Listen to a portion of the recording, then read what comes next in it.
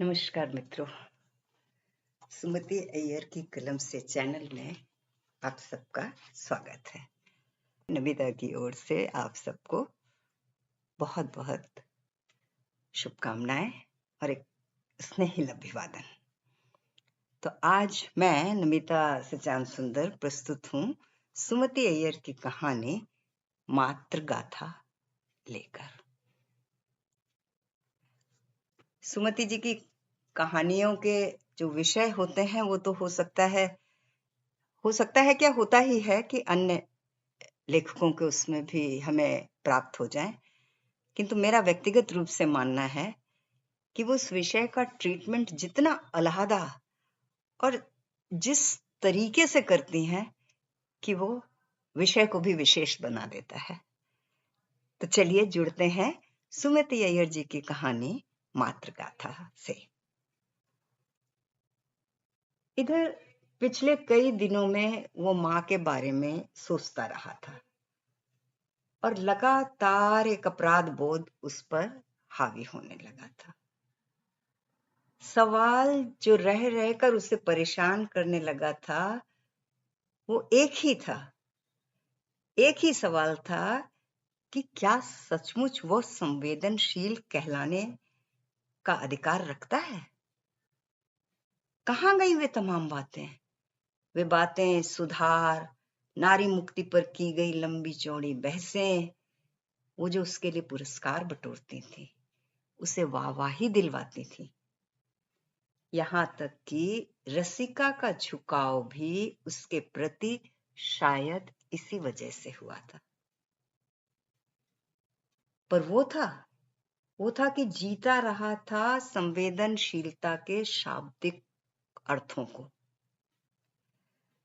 भुनाता रहा था उसे लेखों में, पर खुद उसने उसे कभी जिया नहीं। जिया होता तो माँ के लिए सोचता ना, वो माँ जिससे उसने अपनी शब्द संपदा का पहला अक्षर सीखा था, फिर आगे के संवाद के तमाम टुकड़े घूम फिरकर उसके साथ ही रहे। कभी माँ रूठी हो उसके साथ, ऐसा याद नहीं पड़ता। जिंदगी के अंगणित में जो भी जोड़ जमा है, हासिल अंक के रूप में सिर्फ माँ ही शेष है। पर इन सब के बावजूद उसने माँ के विषय में कभी कुछ सोचा ही नहीं था। पर इधर इन दिनों उसको लगने लगा है कि वो बेहद स्वार्थी और खुदगर्ज रहा है। उसे याद है कि कई रातों को नींद में घबरा कर वो सुबह उठता था तो माँ उसे सीने से लगा के रात भर सहलाया करती थी। उसके बीमार पड़ने पर रात भर पट्टी बदलती, खाट के पाए पर सिर टिकाकर ऊँघती, घबराई हुई डॉक्टर के पास दौड़ती, स्कूल के लिए उसे तैयार करती, इम्तिहान के दिनों में उसके लिए रात को जागकर स्टोव पर चाय बनाती, उसकी पसंद के पकवान बनाती, उसके लिए मंदिर में प्रसाद चढ़ाती। माँ, वो माँ जिसका पूरा संसार उसके इर्द गिर्द था। पर माँ उसकी सोच में कहीं नहीं थी। अभी कुछ दिनों पहले तक थी भी तो सिर्फ जरूरतों के वक्तों में, तब जब माँ की कमी खलती थी उसे। और जब कमी खलती थी वो कभी खीज बनती, कभी आक्रोश बनकर उन पर उफनती, पर सबको शांत सहती हुई अपनी बरगती छां से आश्वस्त करती वो औरत उसकी माँ है। पर कब सोचा है उसने उसके बारे में? वो कब क्या खाती है, क्या पहनती है, क्या सोचती है, कुछ भी नहीं सोचा था उसने। माँ की भी कोई दुनिया हो सकती है, इसका तो उसे जैसे आभास ही नहीं था। पर ये सब उसने किया है, ये ख्याल ही उसके लिए बेहद तकलीफदेह है। और ये तकलीफ इतनी बढ़ गई कि पिछले कई दिनों से वो लगातार माँ के बारे में सोचने लगा था। जब इस तकलीफ का एहसास तीव्र होने लगा तो उसने चंदू को बताया था। मुस्कुराकर उसने जवाब दिया था, सिंपल यार, एक बात कहूं, बुरा मत मानना। तुम अब अपने बारे में सोचने लगे हो ना, इसीलिए तुम्हें माँ का भी ख्याल आया है। क्या मतलब? उसने चिहुक कर पूछा था। अब तक तुम्हारी चिंता माँ करती थी, तुम्हें उसकी चिंता नहीं थी। पर जब तुम खुद अपनी चिंता करने लगे हो एज एन आइडेंटिटी, तुम्हें अपनी आइडेंटिटी अलग करने में माँ को भी अलग करके देखना पड़ रहा है। In a way it's your selfish instinct. Foolish, उसने झटक दिया था उसके मनोविज्ञान को। बात आई गई हो गई थी, पर इधर वो फिर महसूस करने लगा था। कभी कभी तो लगता था कि अगर पिता होते तो शायद माँ के बारे में जरूर सोचते, उसकी चिंता करते, पति के रूप में, एक पुरुष के रूप में। पर ऐसा कहाँ हो पाया था? पिता को तो उसने देखा ही नहीं। माँ ने ही उसे बताया था कि उसके जन्म के कुछ महीनों पहले ही पिता नहीं रहे थे। एक हादसा था पिता का अचानक क्यों चले जाना माँ के लिए।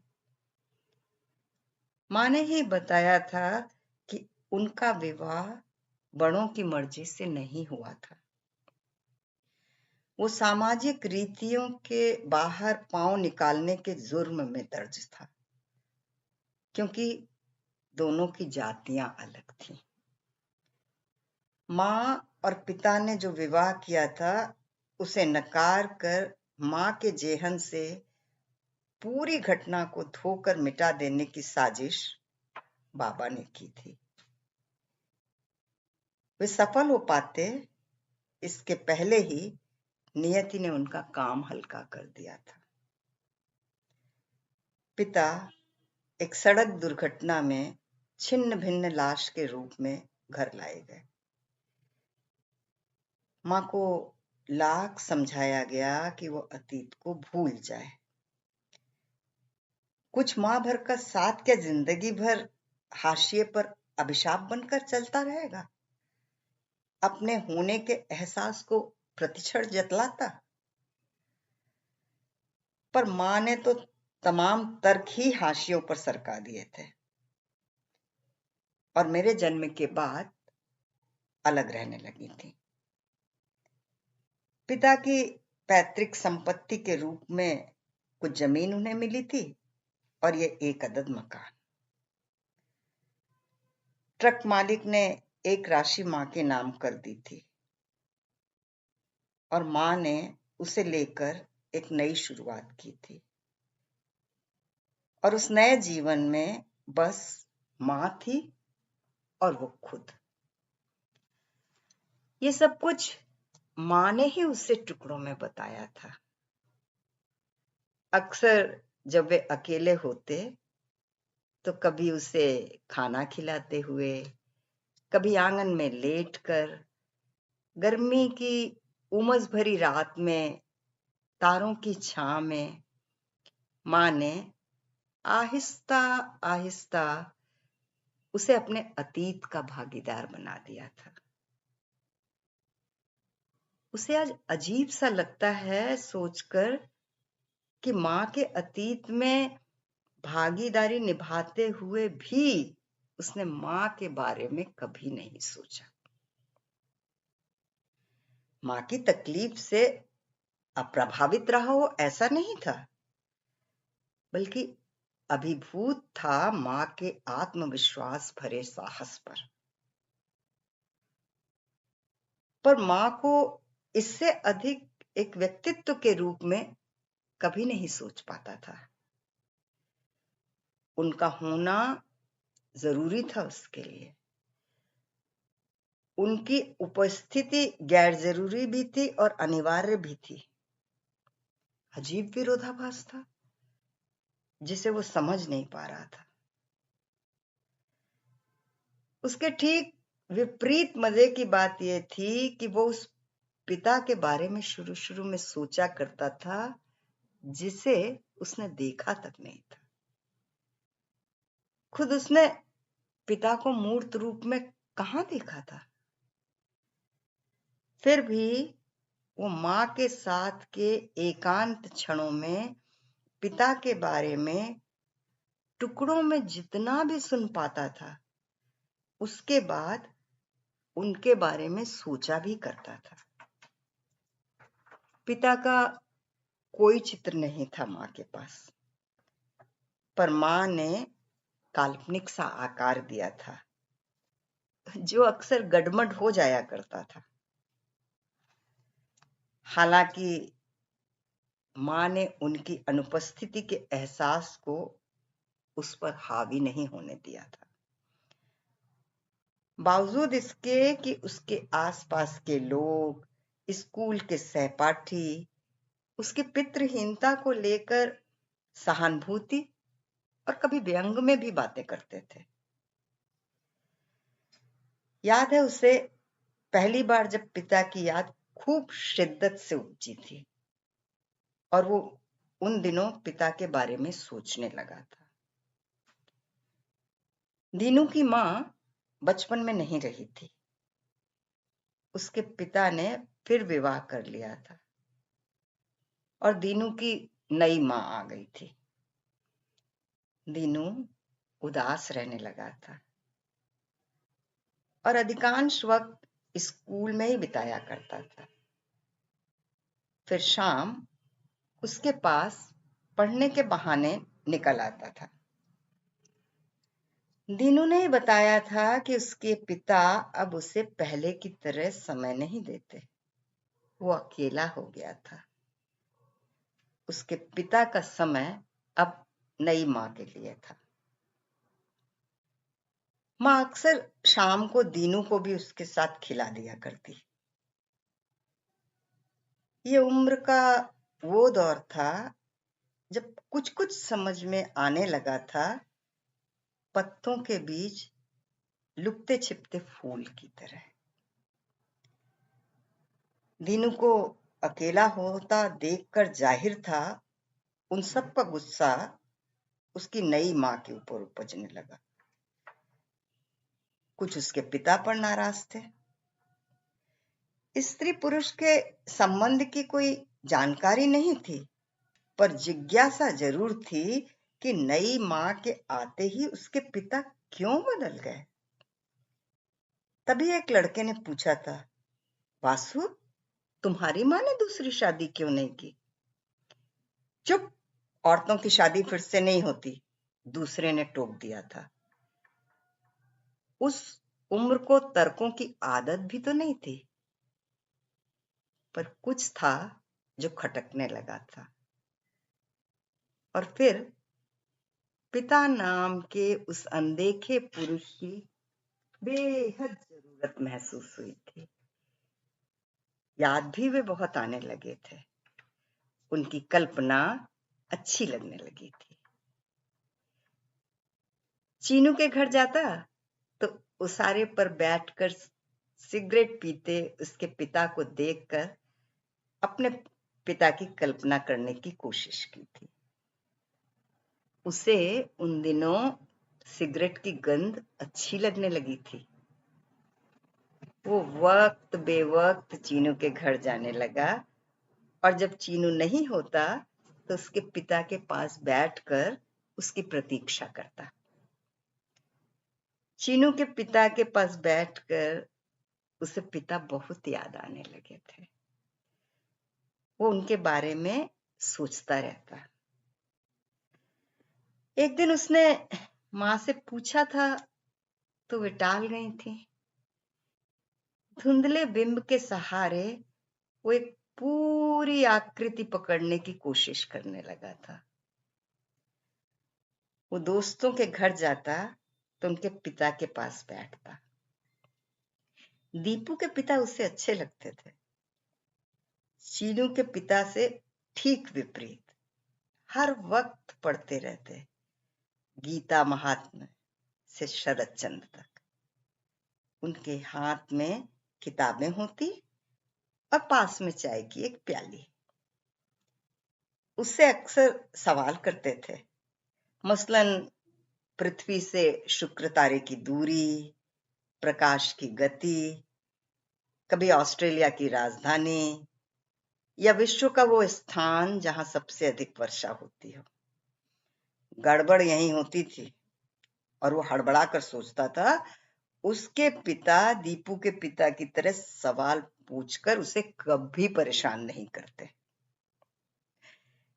पिता के निश्चित बिंब की खोज यात्रा में वो पिता के बारे में सोचा करता था।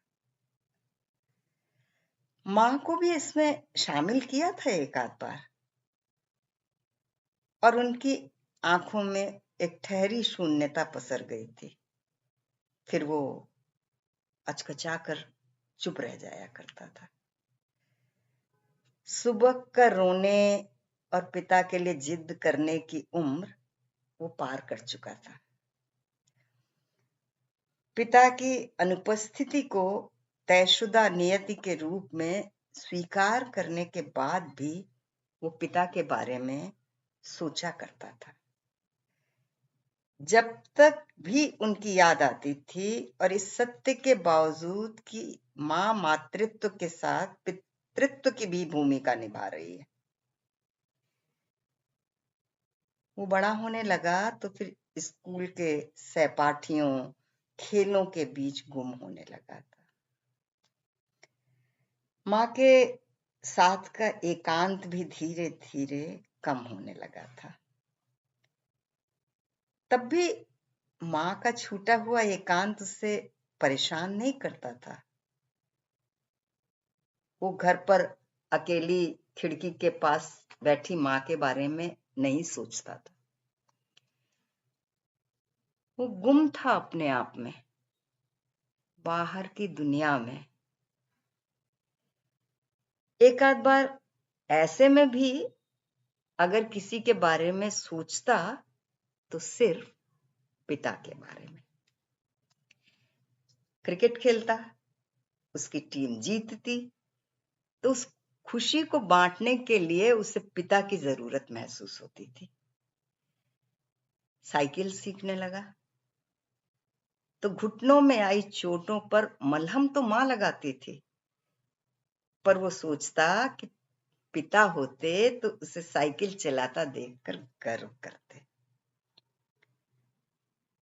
फिर तो कुछ एक प्रसंग और भी थे, मसलन होठों के ऊपर अचानक उगते बालों को लेकर, आवाज में आते भारीपन को लेकर। जब परेशान होने लगा था वो, तो पिता बेहद याद आए थे। पर मां उसके साथ थी। मां उसके साथ थी उन रातों में जब घबरा कर वो उठता था। मां साथ थी उसकी बीमारी की रातों में, उसकी भूख में, उसकी नींद में, उसकी सुबह और शाम में। मां थी हर जगह, हर वक्त। पर उसने मां के बारे में क्षणांश के लिए भी नहीं सोचा था। पर फिर भी जीवन चल रहा था एक निश्चित ढर्रे पर। वो कॉलेज तक पहुंच गया, दोस्ती का दायरा बढ़ता रहा, दोस्तों के साथ सैर सपाटे। पर घर पर सब कुछ वैसा का वैसा ही था। उसके बचपन के साथ साथ उसका साथ भी मां की हथेलियों से छूटने लगा था। माँ अकेली हो गई थी। घर पर रिश्तेदारी के नाम पर गांव से एक चाचा अक्सर आते थे। मंझली उम्र के चाचा उसे बेहद अच्छे लगते थे, क्योंकि उनके होने का एहसास पिता की अनुपस्थिति को पुख्ता करता था। वो उनकी प्रतीक्षा करता था, वो उन्हें छू कर देखता था। इस रिश्ते की पहचान भी माँ ने ही बताई थी और उन्हें चाचा कहना भी माँ ने ही सिखाया था। चाचा माह 2 माह में गांव से आते, रिक्शे पर बोरियां लदवा कर लाते। कभी दाल, कभी चावल, कभी सब्जियां, फल। माँ को कुछ रुपए भी दे जाते। दिन भर उसके साथ खेलते। बड़ा होने लगा तो उसके साथ ढेरों बातें करते। उसे गांव की बात बताने लगे थे, खेतों के झगड़े, मुकदमे, प्रधान की तिकड़ में। कभी फसल के बाबत भी उन्होंने उसकी उम्र के अनुसार अपने साथ उसे शामिल किया था। उसे इस बात का एहसास दिलाए बिना। पर वो कभी भी उनसे खुल नहीं पाया, उनके साथ अपने को शामिल भी नहीं कर पाया। हालांकि वे उसे अच्छे बहुत लगते थे। जाने के बाद वे उसे याद भी बहुत आते थे। उनसे ना जुड़ पाने के बावजूद वो चाचा को याद करता रहा, उनके बारे में अब तक सोचता रहा। पर माँ उनके आने पर उनके बहाने उसके लिए बढ़िया से बढ़िया पकवान बनाती, चाचा से कहती कि वे उसे बाजार घुमा लाएं या फिल्म दिखा लाएं। चाचा भी शाम तक कोशिश भर उसे वक्त देते, पर शाम को लौट जाते।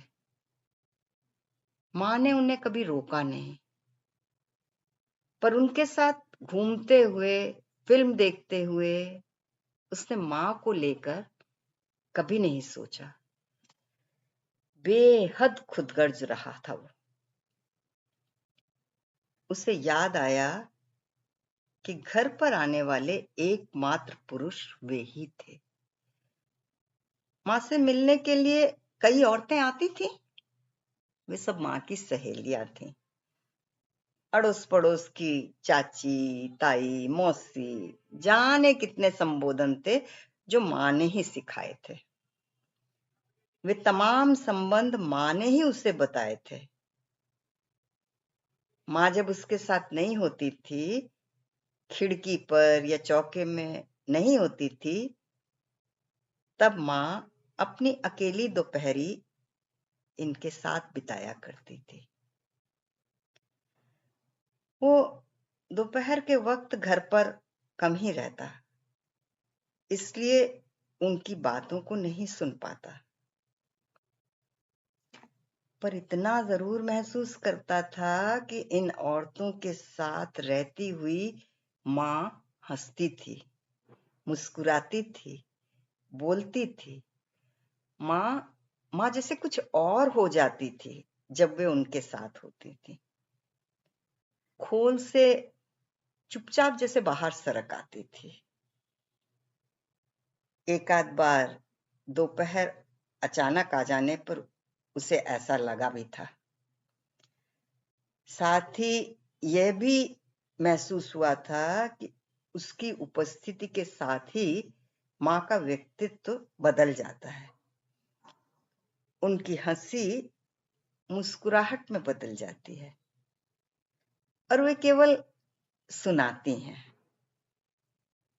इस फर्क का पता उसे तब लगा था जब माँ एक बार उसकी उपस्थिति से नावाकिफ थी।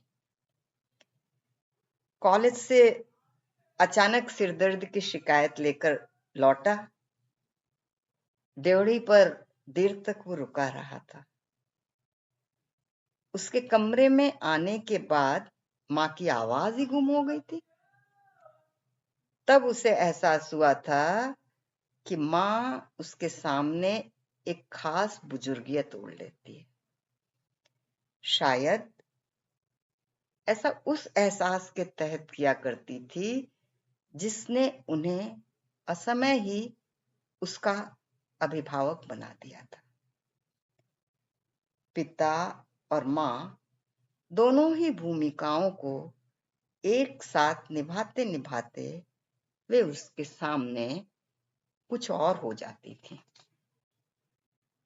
उसे आज भी आश्चर्य होता है कि इस बात का एहसास होने के बावजूद उसने ये कोशिश कभी नहीं की कि वो माँ को उनका निजी वक्त अधिक से अधिक सौंप दे।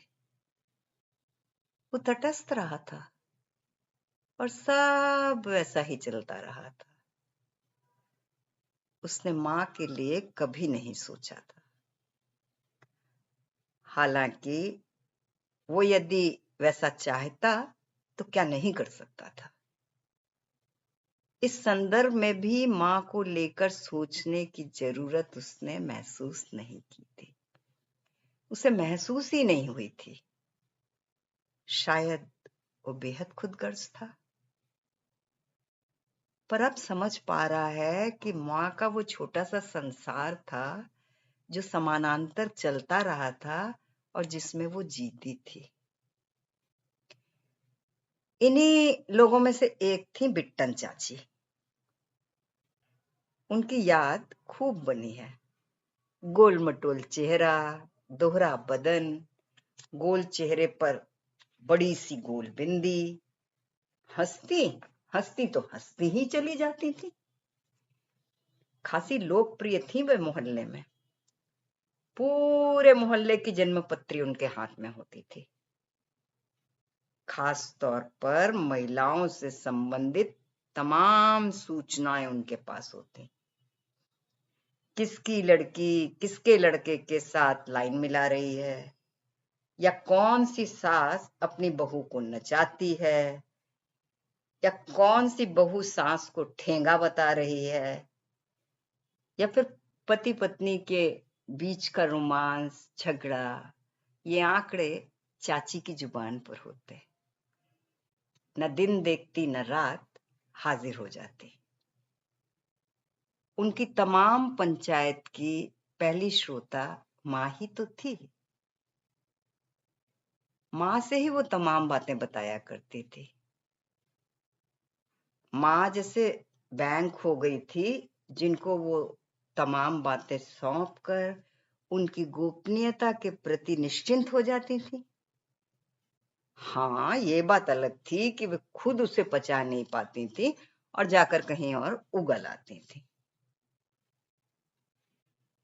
ये उन दिनों की बात है जब वो अपनी आवाज में आए भारीपन, होठों के ऊपर उभरते बालों को लेकर परेशान होने लगा था और अपना अधिकांश समय कमरे में बिताया करता था, चुपचाप लेटे हुए, छत को ताकते हुए या खिड़की के पास बैठकर सड़क पर आने जाने वालों को देखते हुए।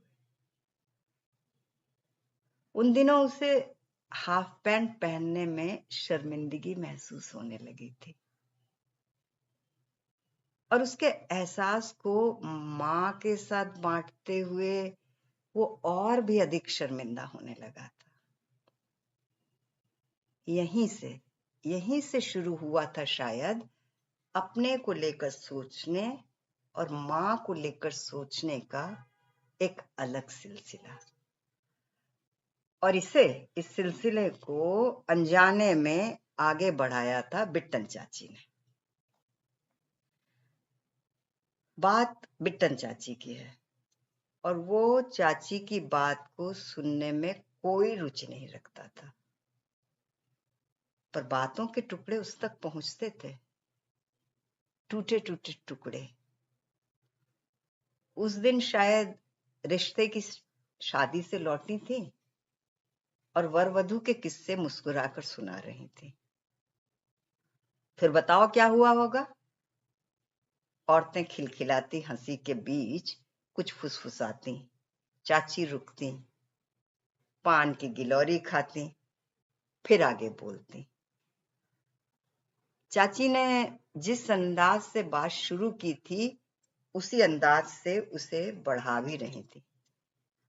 पता है, दूल्हे को अंदर छोड़ दुल्हन घबराई कमरे के बाहर। मां की हल्की सी आवाज बीच में सुनाई दी थी, पर हंसी के बीच उन्होंने क्या कहा उसे सुनाई नहीं दिया। हंसी देर तक गूंजी थी। मां की हंसी भी उसमें शामिल रही होगी, पर उसने उस विषय पर तब नहीं सोचा था। मां का चाची को हल्के से सचेत करना भी मां के उन तमाम दायित्वों का एक हिस्सा लगा था जिसे वो तब से निभा रही थी जब से वो कुछ समझने लायक हो गया था। उसकी कनपटियां लाल हो उठी थी, इतना उसे अच्छी तरह याद है। उसके बाद वो चाची के विषय में कई दिनों तक सोचता रहा था। ये तब की बात थी जब वो हायर सेकेंडरी में था। उस वक्त दोस्तों के बीच कई कई बातें होने लगी थी। बातचीत के बीच जिन्हें सुनते हुए वो एक खास किस्म की उत्तेजना महसूस करने लगा था। उस उम्र में कुछ कुछ चीजें समझ में आती थी। माता पिता के संबंधों को लेकर, दीदी जीजा भैया भाभी के संबंधों को लेकर लड़के आपस में बातें करने लगे थे। कुछ थे जो इन बातों को लेकर शर्मिंदगी महसूस करते थे और कुछ थे जो रस लेते थे। बिट्टन चाची वाली घटना के बाद वो भी इसमें रस लेने लगा था। एक दिन बिट्टन चाची की बात उन्हें बताई थी, पर वो पूरी नहीं सुना पाया था। इस पर एक लड़के ने उसे कोहनी मारकर कहा था, ये तो पक्का शाकाहारी है, और फिर सब हंस पड़े थे। तरुण ने तब वो सवाल किया था जिसके विषय में उसने कभी सोचा ही नहीं था। तुम्हारी मां ने विवाह क्यों नहीं किया? तुम्हारे पिता की मौत बहुत कम उम्र में हो गई थी, पर तुम्हारी मां तो जिंदा है। उन्होंने अपने को क्यों जीते जी मार लिया है? तुम्हारी मां खाती हैं, पहनती हैं, जीती हैं, तो क्या उन्हें किसी की जरूरत नहीं महसूस होती? ये तरुण का पहला सवाल था। एकदम सन्नाटा छा गया था और वो चौंक पड़ा था, शायद हतप्रभ भी। तरुण एक अलग किस्म का लड़का था।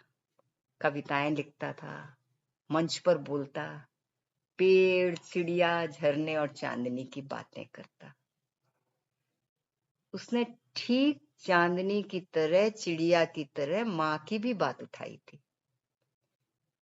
उसे बुरा लगा था। तरुण पर गुस्सा भी आया था। गुस्सा शायद इसलिए कि जो कुछ सोचने में वो चूका था, तरुण ने उसे सोचा था। पर तरुण ने ही एक दिन अकेले में एक और बात कही थी। पता है वसु, औरत की देह का सच मन के सच से अलग नहीं होता। शायद तुम्हारी मां तुम्हारे पिता को बेहद प्यार करती थी, बेहद। मां का मन शायद अब भी तेरे पिता से जुड़ा हुआ है, इसलिए पिता की देह के साथ ही उनकी देह का सच भी खत्म हो गया है। उसने मां के प्रेम को अमर प्रेम की संज्ञा दी थी। वो तरुण से उसकी बात से प्रभावित हुआ था। हल्का सा गर्व भी हुआ था, पर ये नहीं सोचा कि ये गर्व उस माँ को लेकर है जिसके बारे में उसने कभी नहीं सोचा। भूख, प्यास, नींद की तरह स्वभावतः उन दिनों वो बेचैन होने लगा था, जैसे कोई प्यास थी जो उम्र की देहरी लांघ कर उसके पास बैठ जाती थी।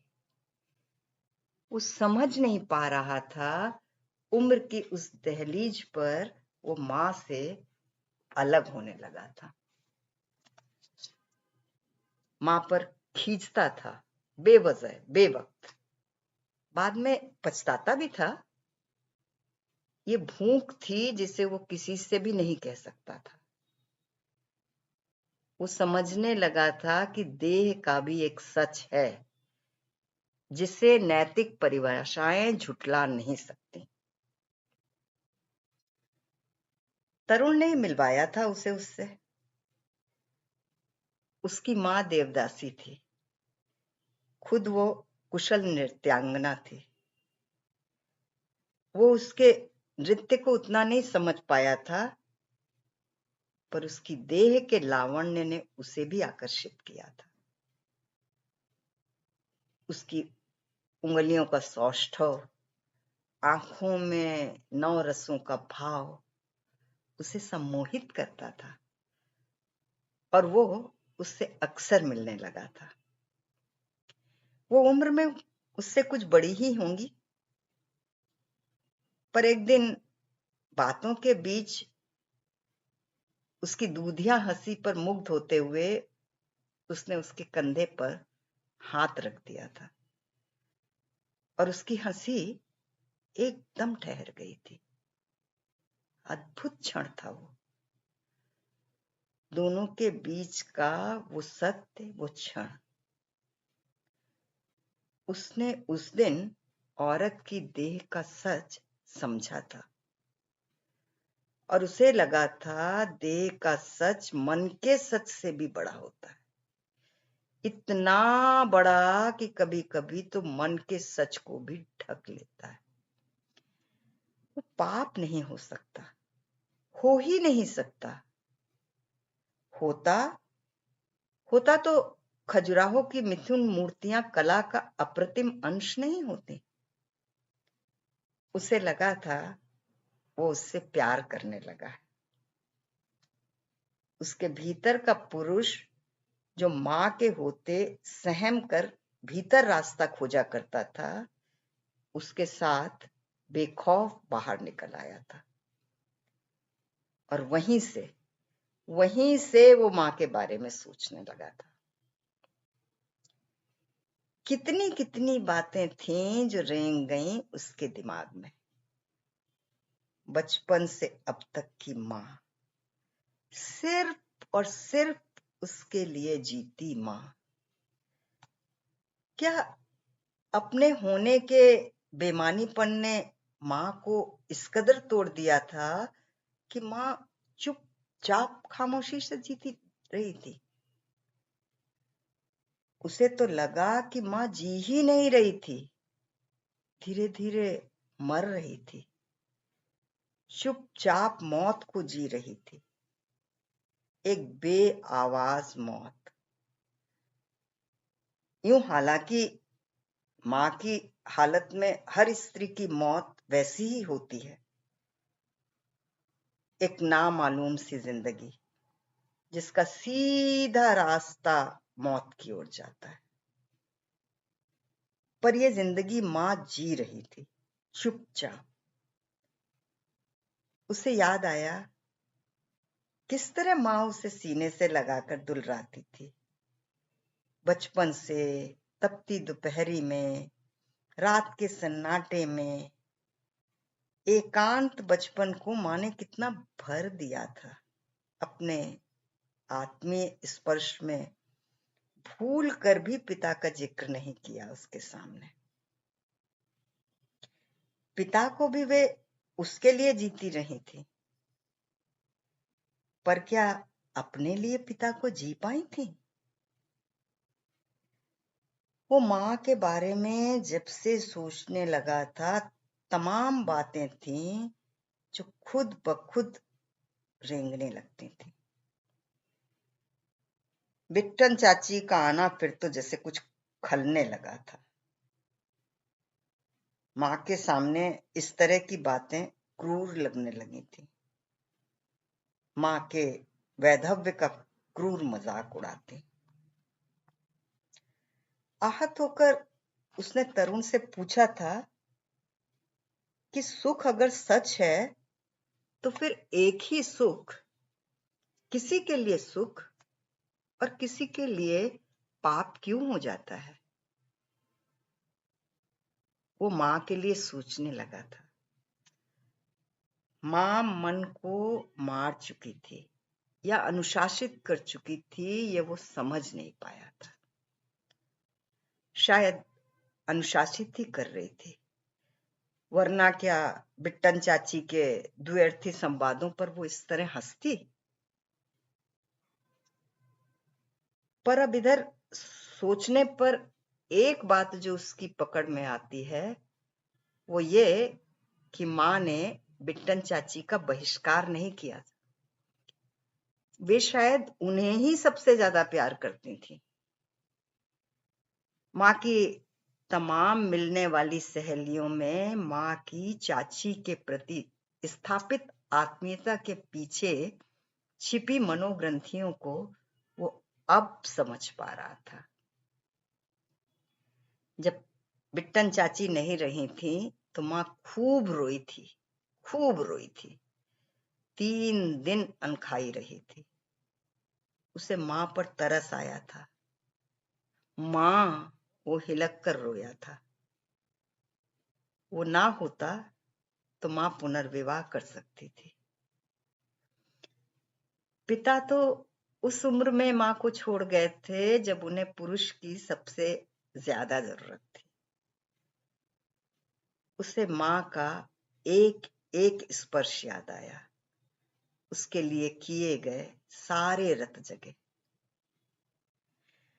जब वो प्रस्तर प्रतिमाओं में स्पंदन ढूंढता रहा, स्पंदन का बोध माधवी के अंगों में खोज लिया था उसने।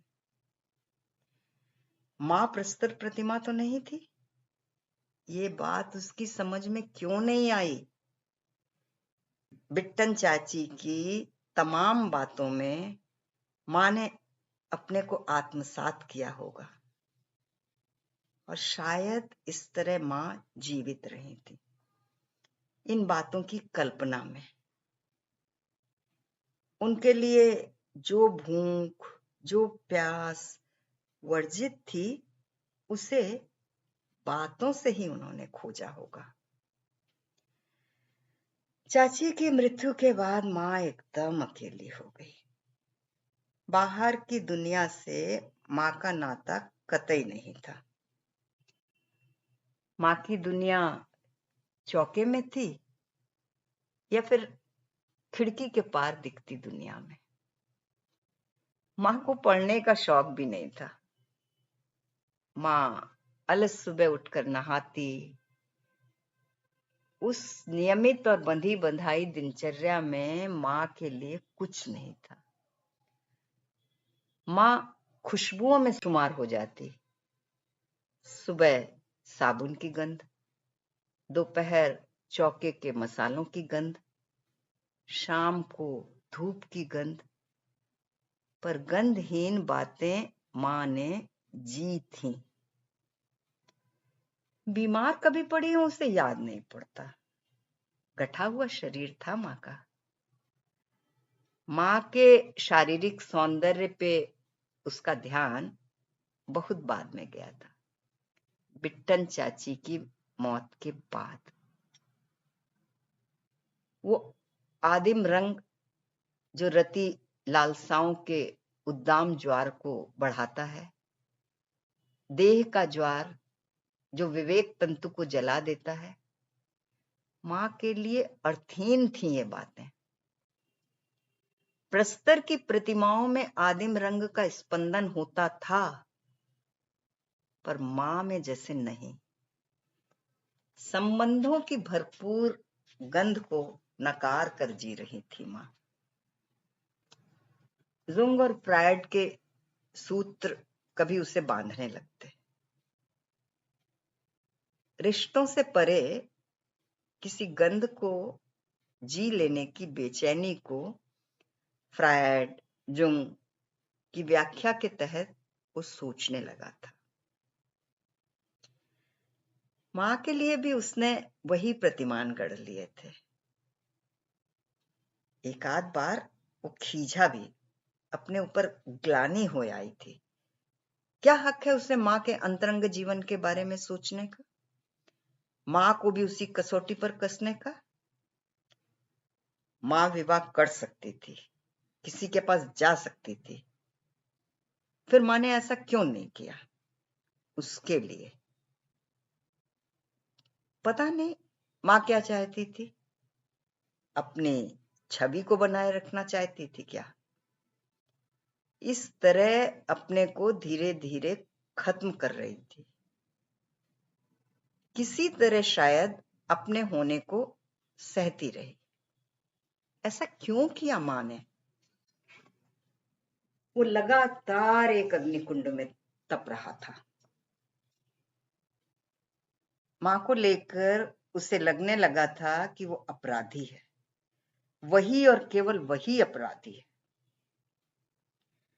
प्रकृति के नियमों के विरुद्ध अपने पूरे अस्तित्व को नकार कर मां ने ऐसा क्यों किया? उम्र के एक पूरे एहसास को नकारा है। मां ने सारे सपनों को सुलाकर आत्मा को उदास क्यों किया? फिर खुद वो अपने भीतर आहिस्ता उगते पुरुष को उसने महसूस किया, पर मां के भीतर की उस भरी पूरी औरत को देखने में कैसे चूक गया वो? वह आहत हो गया था बुरी तरह से। इसी आहत सी मना स्थिति में तरुण से उसने पूछा था, क्या मां चिड़िया नहीं हो सकती थी? तरुण चौंका था। फिर उसके हाथ अपनी हथेलियों में लेकर धीमे से बोला था, मुझे खुशी है, मुझे खुशी है कि तुम मां के बारे में सोचने लगे हो, पर हो सकता है वासु कि जो तुम सोचते हो मां वैसा ना सोचती हो। उन्होंने सब कुछ खुशी से स्वीकार किया हो। यह अनुशासन भी? तलखी भरे स्वर में उसने पूछा था। हाँ शायद, वो निश्चित नहीं था, पर यह अनुशासन उनके लिए क्यों, चीनू के पिता के लिए क्यों नहीं? कह तो गया था वो, पर उसने अपनी ही जीभ काट ली थी। वो कुछ देर चुप रहा, जैसे किसी शून्य को भीतर भर रहा हो, किसी हवा को भीतर कैद कर रहा हो। फिर जैसे एक अजनबियत वाले स्वर में बोला था, तुम सही हो वासु, पर क्या तुम सोचते हो तुम्हारी मां इसे मान लेती? नहीं, शायद बिल्कुल नहीं। औरत के लिए उसकी पहली प्रायोरिटी होती है उसका मातृत्व। ये उसकी सुविधा भी है और शायद अभिशाप भी। पर एक लेट आउट तो मां तलाश सकती थी। सोचो, मेरे विवाह के बाद मां को अकेला छोड़ते? वो शब्द तलाश नहीं पाता। जो कहना चाहता था उसे कहने में उसकी ही जुबान जब हकलाती है तो फिर? तरुण ने उसे देखा था, एक सहानुभूति सी थी उसकी आंखों में, कुछ समझने पर कुछ न कर सकने की एक विवशता। पता है तरुण, ये सब शायद मेरी वजह से हुआ। मेरे लिए मैं ना होता तो? वो लगभग रो दिया था। फिर वो लगातार सोचने लगा था इस दिशा में। जाने क्यों ऐसा सोचते हुए उसे लगा था कि वो किसी निश्चित हल तक पहुंचेगा, और इसीलिए सोचने लगा था। पर जिस तरह अचानक ही मां के विषय में सोचने की शुरुआत की थी, उसी तरह अचानक ही पिछले सप्ताह की उस घटना के बाद उसने मां के बारे में सोचना बंद कर दिया था। मां अमूमन बाहर का काम कम ही करती थी, इसलिए बाहर निकलने का सवाल ही नहीं उठता था। मां को लेकर वो बाहर निकलना चाहता रहा था। उसे जाने क्यों लगा था कि बाहर की वो दुनिया जो उनसे बहुत पहले छूट गई थी, अनजाने ही बेहद ईमानदारी के साथ उन्हें धीरे धीरे लौटा दे। वे पहली बार शहर से बाहर निकले थे। चाची की बीमारी की खबर लगते ही उसने मां को तैयार कर लिया था। मां बमुश्किल तैयार हुई थी। उनका आग्रह था वो चला जाए तुरंत, पर वो नहीं माना था। स्टेशन तक आते आते उसने देखा था कि मां भले ही चारों ओर देख रही है, पर उनकी आंखों में कौतूहल था जो ठहर गया था। उसने बीच में कुछ कहना भी चाहा था, तो एक खोई सी आवाज के अलावा कुछ हाथ नहीं लगा था। उसने महसूस किया कि मां को इस तरह निकलना अच्छा लगा है। वो खुश था कि मां खोल से धीरे धीरे निकल रही है। गाड़ी में उसने किसी तरह मां को खिड़की के पास बिठा दिया था और खुद ऊपर सामान हटाकर लेट गया था। गाड़ी के हिचकोलों में उसकी आंख कब लगी उसे पता ही नहीं लगा। अचानक ही उसकी आंख खुली तो गाड़ी स्टेशन पर रुकी थी। उसने नीचे झांका। मां खिड़की के पास बैठी बाहर देख रही थी। सामने बैठा अधेड़ उम्र का व्यक्ति उन्हें चाय का कुल्हड़ पकड़ा रहा था। मां ने मुस्कुराकर पहले मना किया, फिर उसके आग्रह पर ले लिया। उसने कसकर आंखें मूंद ली और करवट बदलकर लेट गया। गाड़ी के हिचकोलों के बावजूद उसे नींद नहीं आई। धीमी रोशनी में मां उस अधेड़ व्यक्ति से बतिया रही थी, अपनी धीमी आवाज में। उसने करवट लेकर पटरे की झिरी से देखा। मां मुस्कुरा रही थी। मां का आंचल कुछ सरक गया था, पर मां व्यस्त थी बातों में। उसने धीरे से करवट ली। उसे डर लगा कि कहीं मां ने उसे देख लिया तो शायद वे बोलना बंद कर दें। पर नींद थी कि आ ही नहीं रही थी। वो चुपचाप आंखें कसकर मूंदे पड़ा रहा। मां के धीमे से हंसने बतियाने की आवाज आती रही। उसने कनखियों से उस अधेड़ व्यक्ति को देखा। वो बेहद शालीन और शांत लग रहा था। चेहरे पर एक सौम्यता थी। उसे आश्चर्य हुआ कि वो आज तक कितनी देर तक मां से बातें नहीं कर पाया था। क्या हो सकता था मां और उसके बीच बातों का स्रोत? कहां से बुना गया होगा संवादों का तंतु? उसने गौर करना चाहा। कुछ एक शब्दों के आधार पर वो विषय को नहीं पकड़ पाया। उसे लगा कुछ भी हो, मां ने शायद अरसे के बाद किसी पुरुष से बात की है। जो कुछ मां ने वर्षों से भीतर सहज रखा था, उसे धीमे और बहुत आहिस्ता से बिखेर रही थी। उसे खुशी हुई। सुबह के उजास में वो नीचे उतर कर आया तो उसने देखा कि मां के चेहरे पर एक खास आभा फैल गई थी। अब तक का अनचीना सा एहसास था जो फैला था उसके चेहरे पर। उनकी आंखें एक औरत की आंखों में तब्दील हो गई थीं। किसी पुरुष के लिए अपने होने का एहसास, अपनी उपस्थिति के भाव का एहसास उन्हें जैसे होने लगा था और वो पूरा का पूरा उनकी आंखों में उतर आया था। मां वर्षों बाद एक औरत लग रही थी, एक तृप्त औरत। जिस क्षणांश के एहसास को नकार कर मां ने जीना चाहा था, वही सच हो गया था और बाकी सब बेमानी।